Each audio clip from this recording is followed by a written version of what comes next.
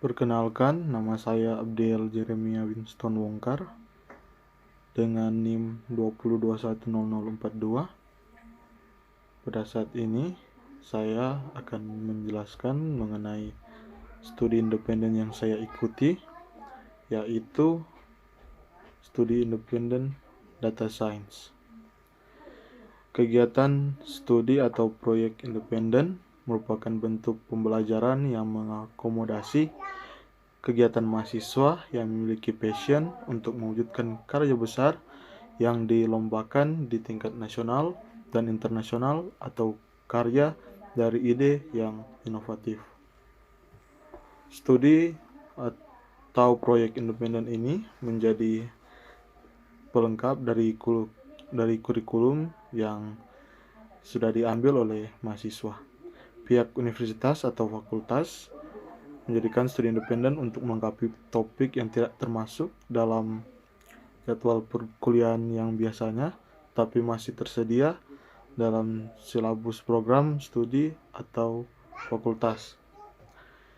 Kegiatan proyek independen ini dapat dilakukan dalam bentuk kerja kelompok lintas disiplin keilmuan. Ekuivalensi kegiatan studi independen ke dalam mata kuliah dihitung berdasarkan kontribusi dan peran dari mahasiswa yang dibuktikan dalam aktivitas di bawah koordinasi dosen pembimbing. Kegiatan studi atau proyek independen ini bersifat penyelesaian masalah dengan iptek inovatif yang komprehensif, bermakna, tuntas, dan berkelanjutan atau sustainable, yang ditujukan untuk membantu mengatasi permasalahan yang dihadapi masyarakat ekonomi produktif seperti masalah produksi, manajemen, pemasaran, dan permasalahan yang dihadapi masyarakat umum seperti masalah kesehatan, kemiskinan, pendidikan, kesetaraan gender, dan inklusi sosial, bencana alam, lingkungan, kependudukan, keamanan, sosial politik, dan masalah sosial lainnya.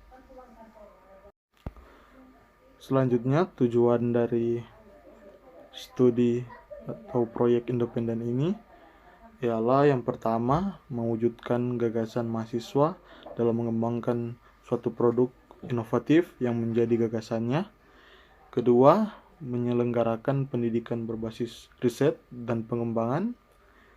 Ketiga, memberikan dukungan, penguatan, dan pendampingan pelaksanaan program prioritas dalam implementasi kerjasama kemitraan berbasis riset dan pengembangan. Keempat, meningkatkan prestasi mahasiswa dalam ajang nasional dan internasional. 5. Mempercepat difusi teknologi dan manajemen dari masyarakat perguruan tinggi ke masyarakat. Dan yang terakhir, membantu atau mengembangkan sekelompok masyarakat yang mandiri secara ekonomi dan sosial untuk membantu menciptakan ketentraman dan kenyamanan bermasyarakat. Pada studi independen kali ini, yaitu lebih berfokus khususnya pada studi data science. Studi independen data science ini adalah sebuah bidang studi yang bergerak dalam menggali atau mengolah suatu data sehingga menemukan data atau informasi yang baru dengan menggunakan beberapa metode ilmiah, pemrosesan, algoritma, dan sistem pada suatu data yang terstruktur maupun tidak terstruktur. Tujuan dari adanya studi proyek independen ini, khususnya pada bidang studi independen data science, ialah untuk menambahkan ilmu tentang data science, baik itu dilakukan secara teori maupun secara praktek, sehingga mahasiswa mampu untuk mengolah suatu data dan menemukan informasi atau data-data yang baru, serta mampu untuk mempresentasikan hasil tersebut dalam sebuah visualisasi data secara efektif. Proses pembelajaran studi atau proyek independen data science yang dilakukan secara hybrid ini dilaksanakan pada tanggal 13 September 2022 sampai tanggal 3 November 2022, di mana terdapat 8 kali pembagian dan pembelajaran materi oleh mitra dan 8 kali konsultasi tentang proyek yang akan dibuat kepada mitra. Pada hari pertama pelaksanaan pembelajaran studi atau proyek independen data science, mahasiswa diberikan pengenalan dan gambaran umum tentang data. Di dalamnya kami mempelajari tentang siklus data science, di mana data science ini terdiri dari 7 siklus. Yang pertama, business understanding atau pemahaman akan suatu masalah yang perlu diselesaikan. Yang kedua, data mining atau proses pengumpulan data yang diperlukan dalam proyek tersebut.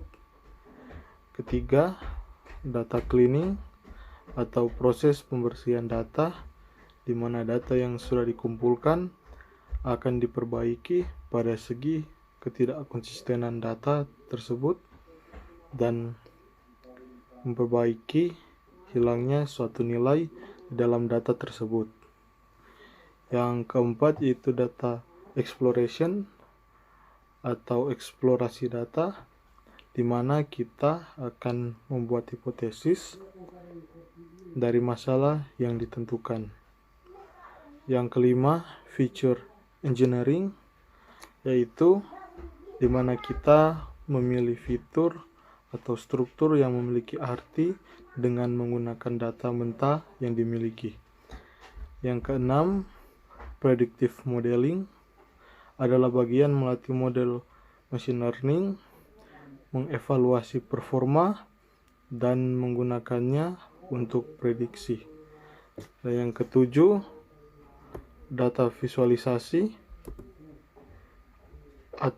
di mana hasil dari data yang sudah dianalisis dibuat dalam bentuk visualisasi agar lebih memudahkan orang atau pembaca untuk memahami hasil tersebut. Melalui visualisasi data, kita dapat merekam informasi, menunjukkan hal menarik, melihat pola, dan menganalisis data. Selanjutnya, pada hari yang kedua, dilanjutkan dengan pembelajaran yang lebih mendalam tentang apa itu data, cara berpikir tentang data, yaitu seperti data aware, di mana dengan memiliki pengawasan pada suatu data, kita dapat mengenali adanya pertanyaan-pertanyaan yang terkait, sehingga kita dapat menemukan jawaban dari pertanyaan-pertanyaan tersebut. Selain itu, ada juga data inform, yang dimana kita menginfokan tentang bagaimana kita berpikir pada suatu masalah. Selain itu, data juga dapat mengantarkan kita untuk memilih keputusan pada suatu masalah. Yang ketiga itu data driven. Data driven ini dapat berguna untuk menggiring kita pada suatu pengambilan keputusan yang tepat hanya dengan memakai data itu sendiri. Selain itu, kita juga diperkenalkan dengan atribut-atribut data, tipe data, dan beberapa studi kasus dengan dashboard. Pada pertemuan yang ketiga ini, pembelajarannya adalah tentang gambaran umum teknik data science, yang dimana di dalamnya adalah tentang memahami apa itu teknik data science, di mana data science itu sendiri dapat digunakan pada hal seperti interpretasi yang bertujuan untuk mengetahui cara memahami model, dan juga ada prediksi, yaitu rekonstruksi data atau peramalan. Dalam data science ada hierarki yang dibutuhkan untuk mencapai tujuan, mulai dari yang pertama yaitu raw collection atau raw data storage, di mana ini menjadi tempat pengumpulan data mentah. Selanjutnya ada data cleaning yang akan membuat data yang dikumpulkan agar lebih terstruktur sehingga dapat dengan mudah diproses tanpa adanya error di tengah pemrosesan. Setelah itu masuk ke bagian descriptive analytics, di mana ini adalah tempat pemeriksaan data atau konten yang dilakukan secara manual. Yang keempat yaitu diagnostic analytics, yang adalah bagian proses pemeriksaan data untuk memahami penyebab suatu peristiwa dan mengapa hal itu bisa terjadi. Yang kelima yaitu predictive modeling, adalah suatu metode untuk memprediksi hasil masa depan dengan menggunakan pemodelan data. Lalu ada prescriptive optimization, yaitu bagian untuk membantu kita agar bisa memilih langkah apa yang akan diambil secara tepat sesuai dengan program prediksi di komputer. Pada pertemuan yang keempat, pembelajarannya adalah tentang gambaran umum data engineering, di mana data engineering adalah tahap awal pemrosesan suatu data sebelum masuk ke data science, di mana data tersebut akan diolah menggunakan bermacam metode maupun algoritma. Selanjutnya, kita belajar tentang 7 kemampuan kritis dari data engineering, yaitu sebagai berikut. Yang pertama, menemukan dataset yang tepat. Dengan menemukan dataset yang tepat, dapat membuat proses dalam engineering suatu data. Yang kedua, membawa data yang tepat ke dalam kumpulan data yang sudah diperoleh. Yang ketiga, mengoperasionalkan pipelines data yang diperoleh. Yang keempat, memproses data real time dalam skala besar. Yang kelima, desensitisasi informasi rahasia. Yang keenam, memastikan data terpercaya dan tersedia dan dapat memberikan wawasan. Yang ketujuh, penyederhanaan penyiapan data serta memungkinkan terjadinya kolaborasi. Pada pertemuan kelima, kami diperlihatkan tentang data aduan masyarakat, di mana data-data yang dalam bentuk laporan dari masyarakat ini dikumpulkan lewat layanan CRM atau cepat respon masyarakat. Dalam berbagai laporan tersebut, bisa dikatakan terdapat 289 kategori masalah. Selanjutnya, kami diperlihatkan tentang dashboard, jumlah laporan dan pelapor, jumlah laporan yang telah diselesaikan, rata-rata waktu penyelesaian, hingga tren jumlah laporan dan pelapor. Ada beberapa contoh analisa laporan dari layanan CRM seperti banjir, jumlah laporan banjir yang masuk, dan persebaran laporan banjir yang terjadi di berbagai titik. Selain banjir, ada juga COVID, di mana terdapat berbagai jumlah laporan dan pelapor per bulannya, hingga tren jumlah laporan tentang corona. Pada pertemuan ke-6, pembelajarannya adalah mengenai teknik segmentasi untuk menganalisis profil penduduk yang di dalamnya terdiri dari 4 jenis segmentasi, yaitu demografis, atau pengumpulan informasi pada suatu kelompok yang besar. Ada juga geografis yang implementasinya menggunakan sistem informasi geografis, contohnya clustering. Yang ketiga, perilaku. Dan yang keempat, psikografis. Dan juga berdasarkan teknik, ada 2 teknik segmentasi, yaitu clustering dan juga klasifikasi. Clustering adalah pengelompokan observasi-observasi menjadi beberapa kelompok atau cluster, dan klasifikasi merupakan segmentasi yang memanfaatkan data yang sebelumnya atau data yang sudah pernah ada. Pada pertemuan ke-7 kita belajar tentang teknik regresi dasar, di mana regresi itu sendiri adalah mempelajari hubungan matematis antara 2 variabel atau lebih variabel.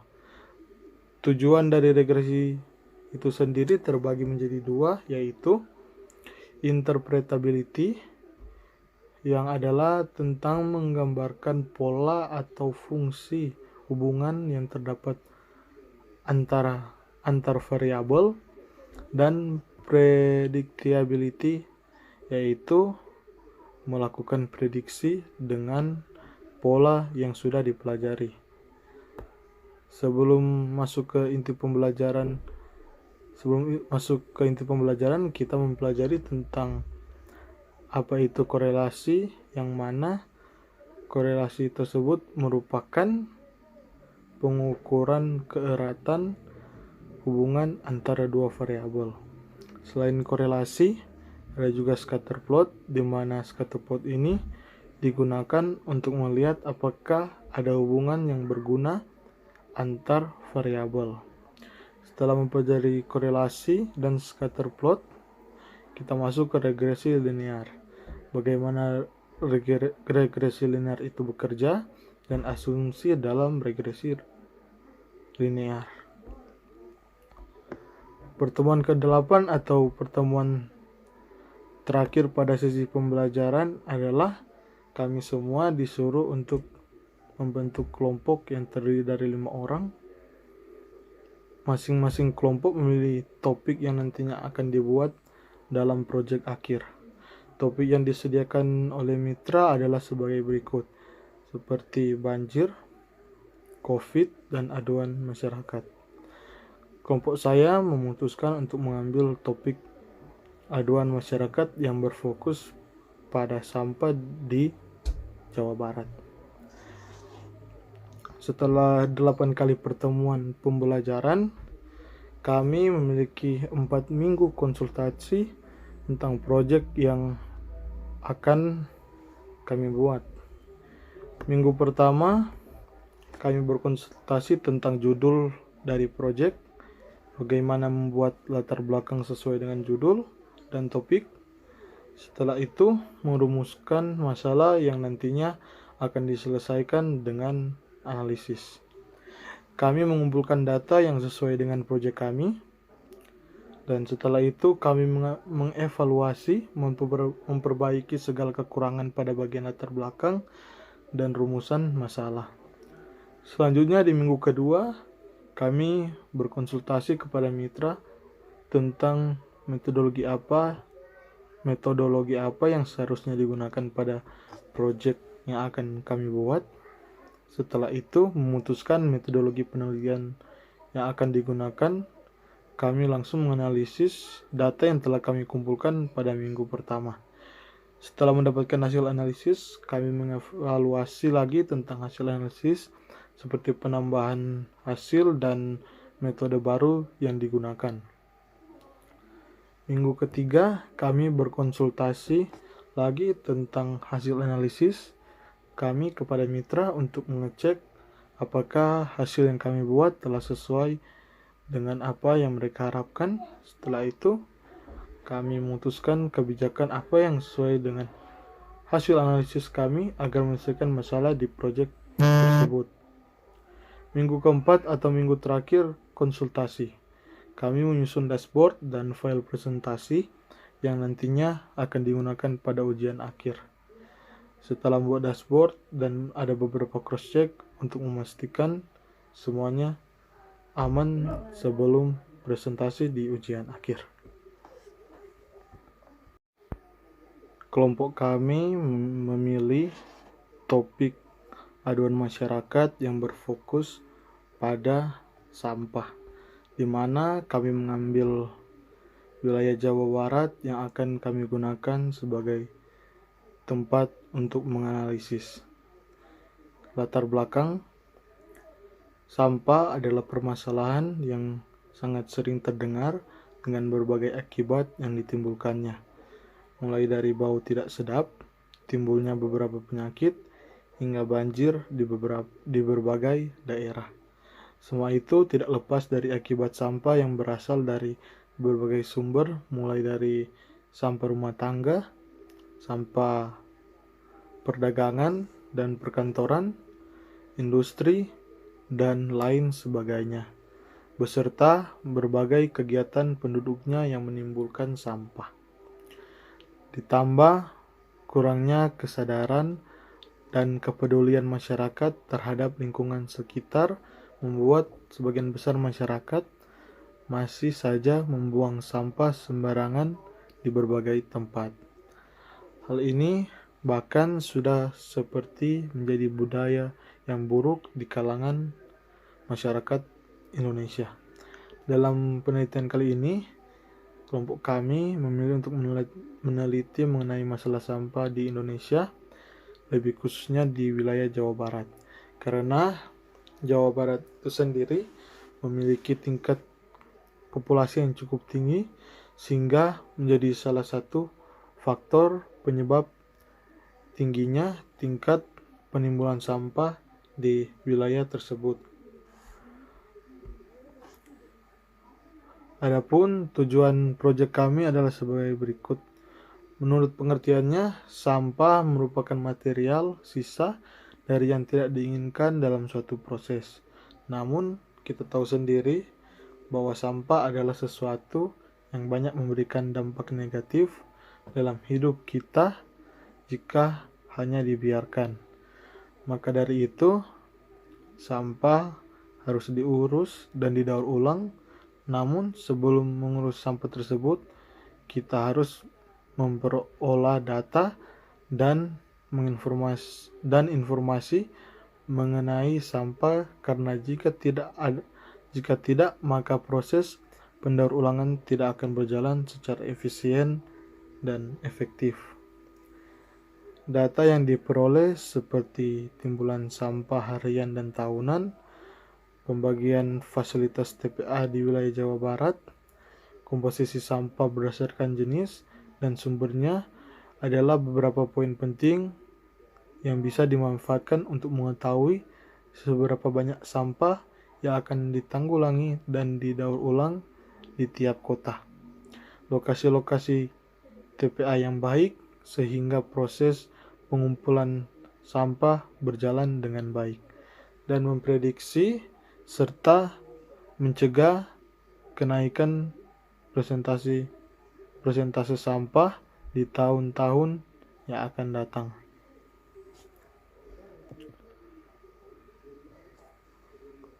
Kami memutuskan rumusan masalah di proyek ini sebagai berikut. Terdapat 5 rumusan masalah.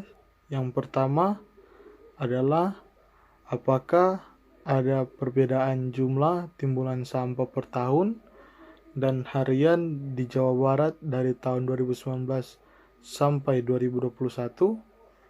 Yang kedua, adakah lokasi di Jawa Barat yang memiliki lebih banyak fasilitas TPA daripada daerah yang lainnya?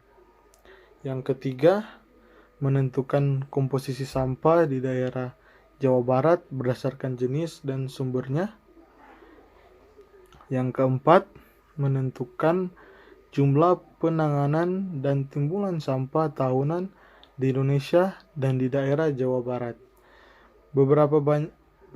Dan yang terakhir, berapa banyak jumlah produksi sampah untuk 10 tahun ke depan di wilayah Jawa Barat.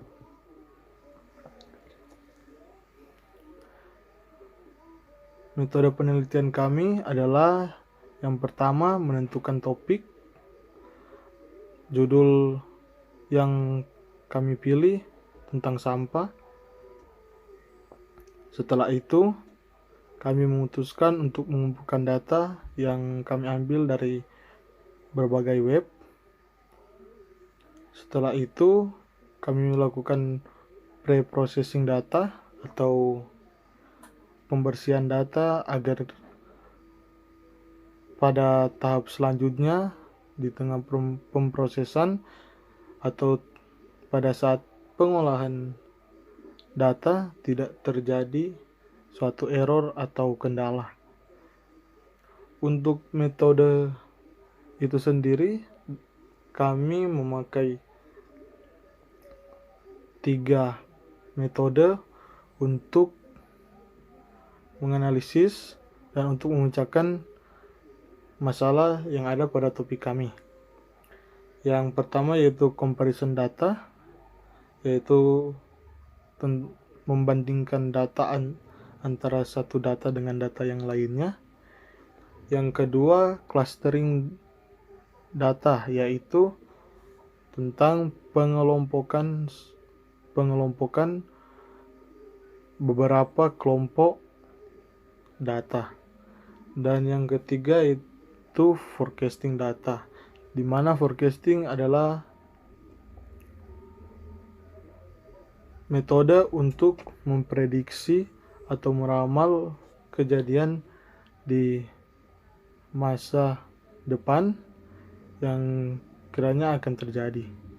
Setelah itu, kami dari hasil analisis itu kami visualisasi data tersebut dalam bentuk dashboard.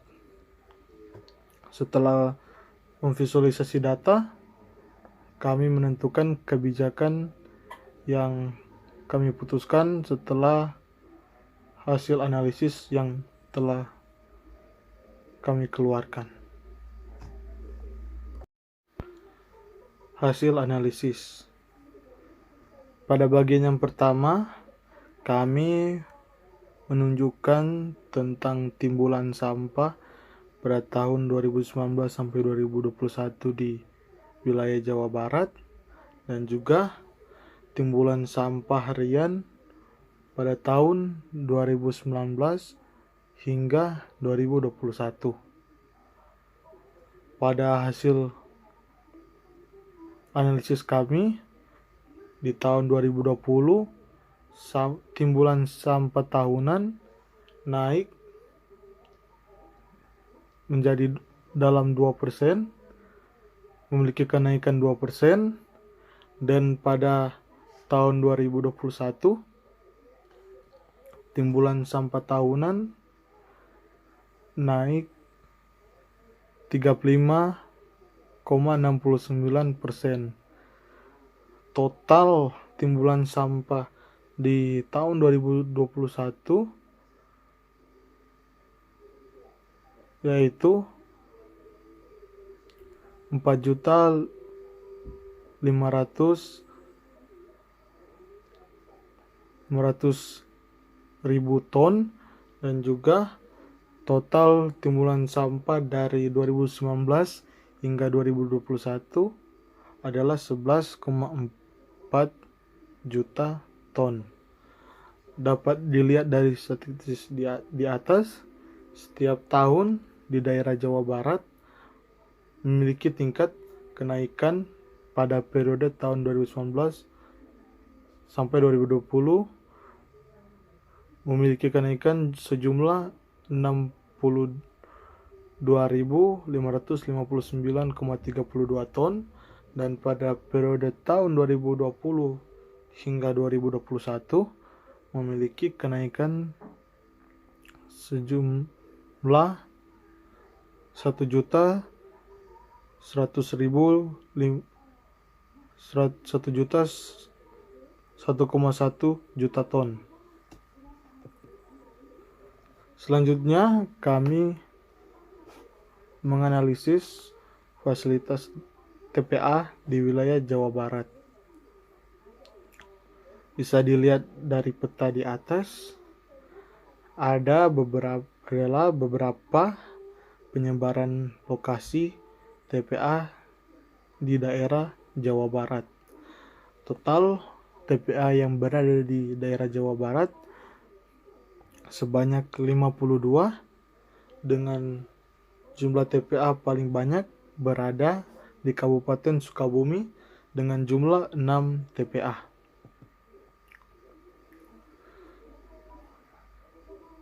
Selanjutnya, kami menganalisis tentang komposisi sampah berdasarkan jenis sampah dan komposisi sampah berdasarkan sumber sampah.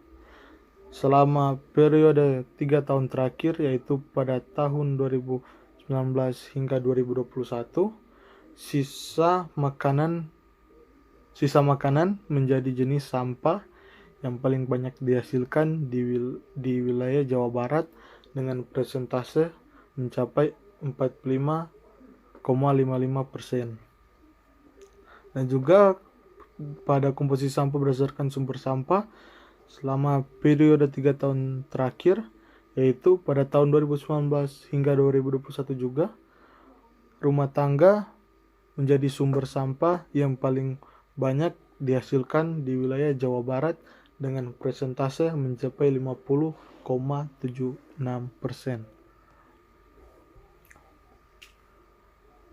Timbulan sampah per tahun dan harian di daerah Jawa Barat dapat dilihat dari statistik di atas, atau statistik yang ditampilkan adalah pembagian timbulan sampah pada tahun 2019 di kota atau kabupaten daerah Jawa Barat dengan jumlah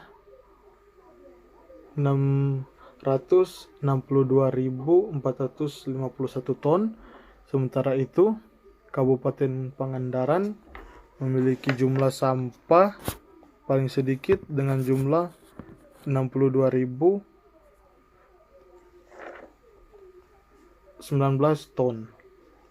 Sementara itu, dari statistik di atas dapat dilihat pembagian timbulan sampah harian pada tahun 2019 di kota atau kabupaten di daerah Jawa Barat. Pada statistik di atas, Kabupaten Bekasi memiliki jumlah timbulan sampah tertinggi dengan jumlah 1.815 ton per hari, dan Kabupaten Pangandaran memiliki jumlah timbulan sampah terendah dengan jumlah 170 per hari. Dan ini juga adalah timbulan sampah per tahun dan harian di daerah Jawa Barat pada tahun 2020. Pada tahun ini, Kabupaten Bekasi memiliki jumlah sampah terbanyak dengan jumlah 693.587 ton. Dan juga pada statistik pembagian timbulan sampah harian pada tahun 2020, di sini Kabupaten Bekasi memiliki timbulan sampah tertinggi dengan jumlah 1.900 ton per hari. Pada tahun 2021 juga, Kabupaten Bekasi memiliki jumlah sampah terbanyak dengan jumlah 867.237 ton. Dan pada statistik timbulan sampah harian, Kabupaten Bekasi memiliki jumlah timbulan sampah tertinggi dengan jumlah 2.376 ton per hari. Dapat dilihat di sini, secara nasional, Kota Administrasi Jakarta Timur memiliki penanganan sampah per tahun tertinggi dengan jumlah 620.870 ton per tahun, dan memiliki timbulan sampah kedua tertinggi setelah Bekasi dengan jumlah 836.961 ton per tahun. Dari data yang ada di samping, di daerah Jawa Barat, Kota Bandung memiliki penanganan sampah per tahun tertinggi dengan jumlah 468.669 ton per tahun dan memiliki timbulan sampah kedua tertinggi setelah Bekasi dengan jumlah 581.280 ton per tahun.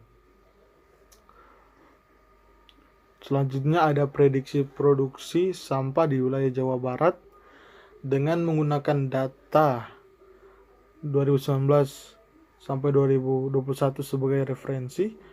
Maka dengan menggunakan metode forecasting, kita melihat bahwa jumlah produksi sampah di Jawa Barat akan mengalami kenaikan sebanyak 2,85% setiap tahunnya.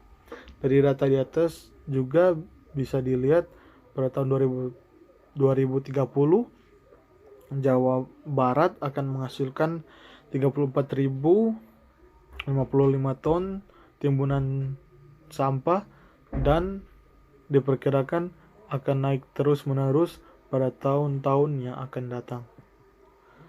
Sehingga rekomendasi kebijakan kami, yang pertama, dari data yang dapat terlihat bahwa jumlah timbulan sampah tahunan dan bulanan di wilayah Jawa Barat sangatlah banyak dan bahkan setiap tahunnya ada kenaikan dengan jumlah yang cukup besar.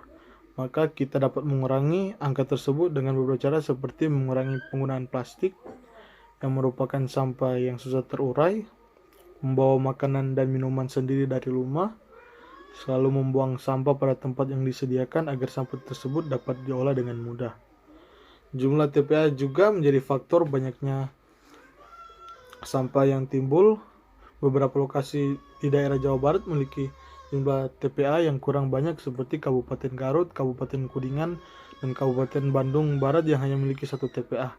Maka dari itu alangkah baiknya beberapa daerah tersebut ditambahkan jumlah TPA yang ada. Mengelola sampah organik dan anorganik juga membantu pengurangan jumlah timbulan sampah.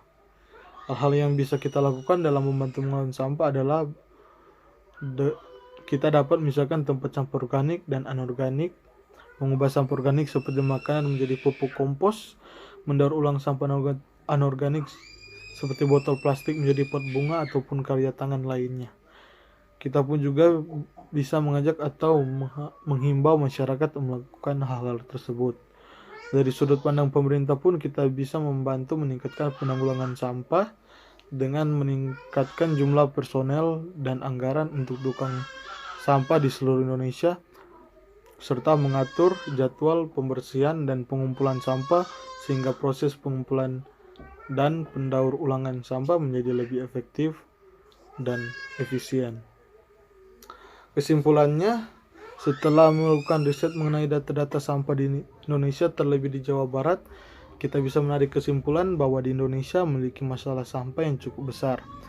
Di beberapa kota seperti Bekasi, Bandung, dan lain-lain, jumlah sampah yang ditimbulkan jauh lebih banyak daripada jumlah sampah yang ditangani, dan tentunya hal ini akan menimbulkan penumpukan sampah yang bisa memberi beberapa dampak negatif seperti menyebabkan kebanjiran, membawa penyakit, dan menyebabkan bau busuk. Apalagi dengan metode forecasting, kita bisa melihat bahwa setiap tahun angka-angka ini tidak mengalami penurunan, bahkan naik sebanyak 2,85% setiap tahunnya. Dengan mengetahui segala masalah di atas, kita sebagai masyarakat seharusnya menyadari dan bahkan membantu mengurangi masalah sampah tersebut. Kita bisa mulai dengan hal yang paling simpel seperti membuang sampah pada tempatnya, bahkan hal yang terbilang cukup rumit seperti mendaur ulang sampah organik dan anorganik sendiri di rumah. Dan inilah video laporan studi independen saya. Kiranya ini dapat berguna dan dapat menjadi referensi untuk digunakan di kemudian hari. Sekian dari saya, Abdiel Wongkar. Terima kasih.